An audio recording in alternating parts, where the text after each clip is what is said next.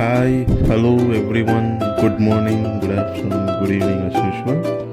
Welcome to Samu's Kitchen. இனி நம்ம பார்க்க போகிறது ரசம் பொடி எப்படி செய்ய போகிறோம்னு பார்க்க போகிறோம். தேவையான பொருட்கள்: மிளகு, சீரகம், தனியா, துவரம்பருப்பு எல்லாமே 50 கிராம்.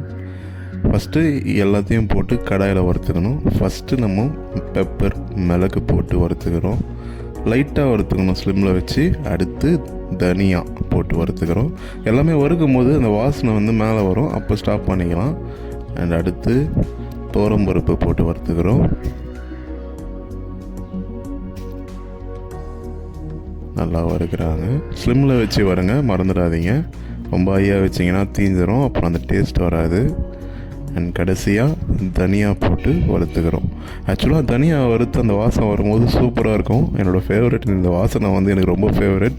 கண்டிப்பாக உங்களுக்கும் பிடிக்கும்னு நம்புகிறேன். நீங்களும் வறுக்கும் போது அதை ஃபீல் பண்ணுங்கள். வறுத்துக்கிறாங்க நல்லா. இப்போ ஒரு ஃபேனில் நல்லா ஆற வச்சிடணும், ஒரு 15 மினிட்ஸ் ஆர் 10 மினிட்ஸ். இப்போ அதான் பண்ணிக்கிட்டு இருக்காங்க. நல்லா ஆறுனதும் மிக்சியில் ஜாரில் போட்டு மிக்சியில் நல்லா பவுட்ரு பண்ணிக்கணும். அவ்வளோதான், ரசம் பொடி ரெடி.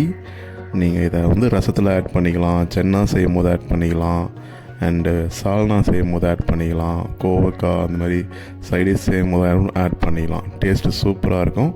செஞ்சு பார்த்துட்டு கமெண்ட் பண்ணுங்கள் எப்படி இருக்குன்னு. கண்டிப்பாக பிடிக்கும். தேங்க்ஸ் ஃபார் வாட்சிங். பை.